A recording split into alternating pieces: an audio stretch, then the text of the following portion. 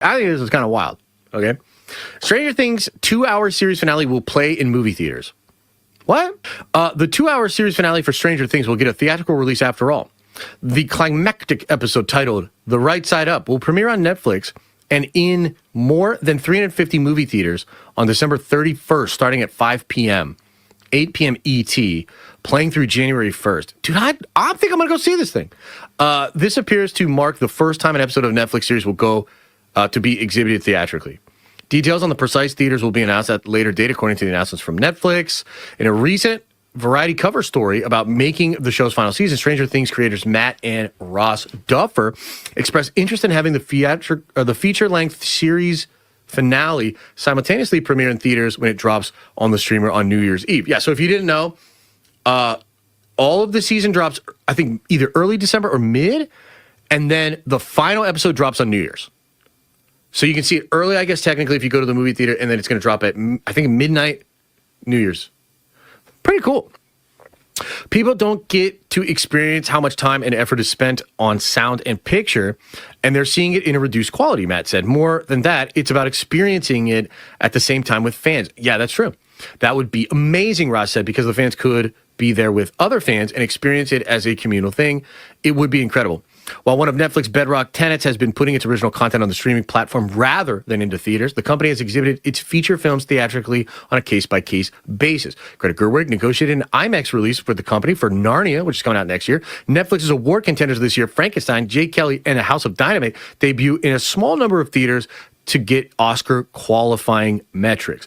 Often a few weeks before premiering on Netflix. After its blockbuster summer performer, K-pop Demon Hunter led the box office for a special single. I guess that means anime won 3 times then, huh?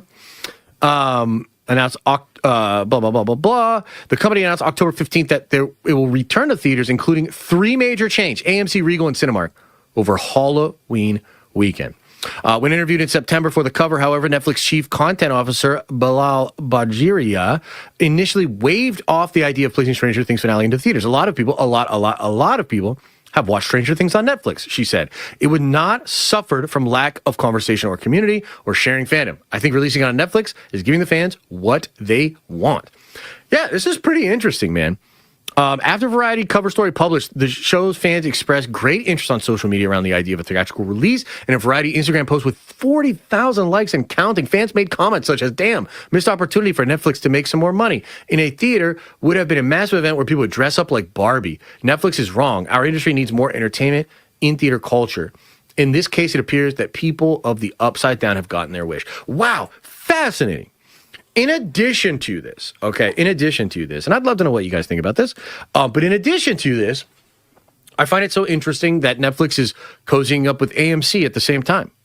They're building out more theaters, more Netflix theaters at the same time. This is really interesting. And it's wild because the reporting went so far as to suggest that it actually wasn't a money thing that took these guys to Paramount. Because I believe they just signed a big deal with Paramount, right? The Duffer Brothers? Let's look that up. Maybe it's not Paramount. Where did the Duffer Brothers sign their big deal, right? Is it Universal?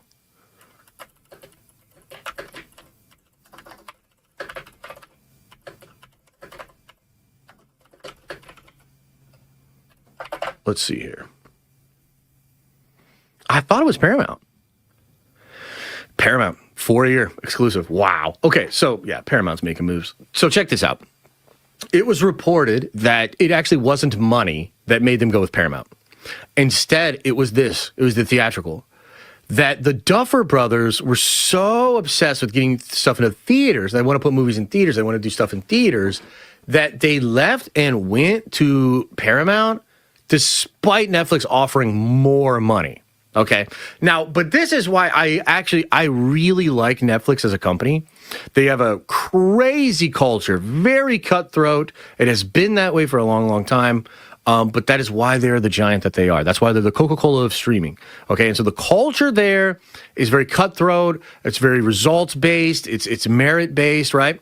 And so I find it so interesting that that company would literally allow the Duffers to go away with the hang up on this, and then a couple of weeks later, maybe months later, actually just go back on the decision. Like, literally give what they wanted, like the Duffers wanted. And it shows this thing where, like, I think Netflix is smart enough to realize that despite being the Coca-Cola of streaming, it is still important that they give customers what they want. And that situations like this and moments like this, they're willing to kind of bend, even break the rules, perhaps even figure out hybrid models and really do some really interesting stuff, because Netflix is a tech company overall. And I think this potential relationship between AMC and Netflix is really interesting because of how the CEO of AMC thinks about tech and the future. So this is a fascinating moment. You know, we've been talking a lot about Hollywood, and we've been talking a lot about the decline. We've been talking a lot about changing industry, anime coming into the scene. All these different things are going on. Netflix is in a really interesting position. And so I find this to be pretty wild. I'm, on the one hand, excited because I do want to go see this in theaters, actually. But on the other hand, I'm kind of starting to think like, oh, man. Like, what if this becomes the model? Because remember, you know, Henry Cavill wants to follow this model. The Game of Thrones guys want to do this model. George R.R. Martin wants to do this model.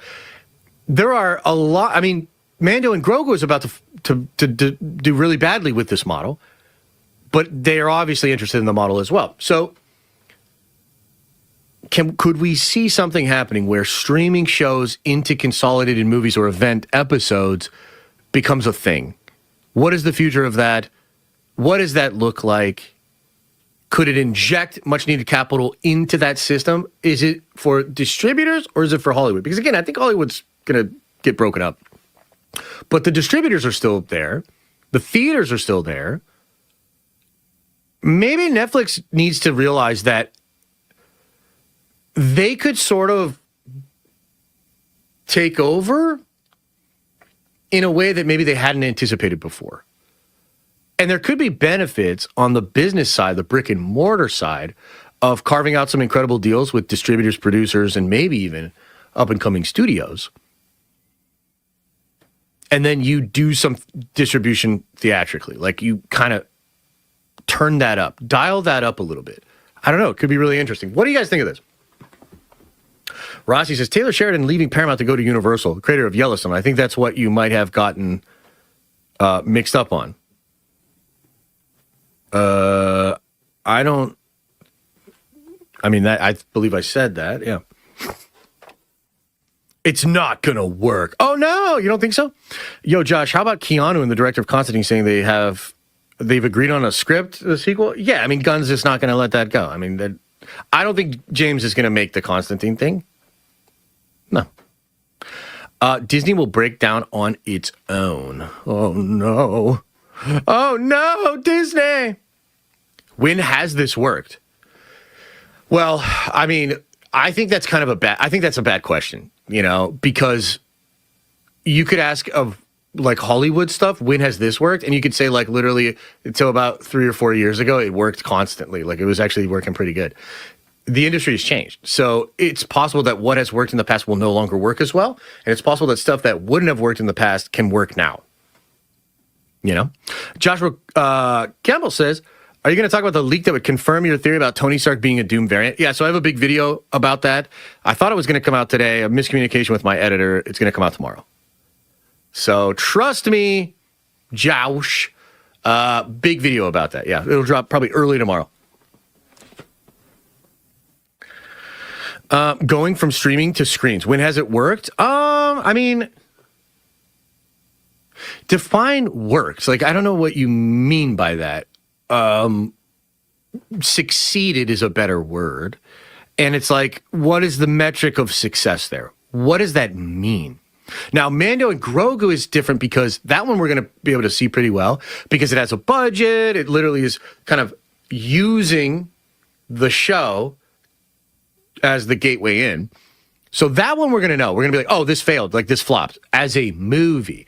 But with Stranger Things, we're probably actually not going to know because this is just a cherry on top. They don't even need to do this. So I kind of think that's a fucking success. They lose nothing.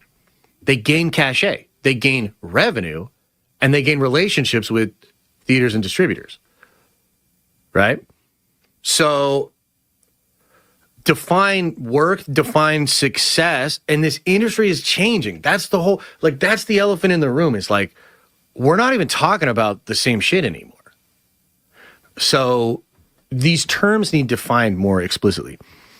Imagine free entry to a theater for a Netflix subscription only. What a thought. What an idea. Imagine being able to pull up the entire Netflix catalog on a giant-ass premium screen.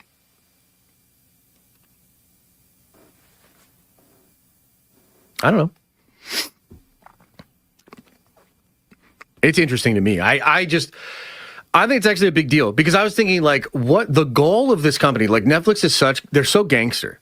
They're so gangster. They're so gangster, they literally were like, we're not going to put this in theaters.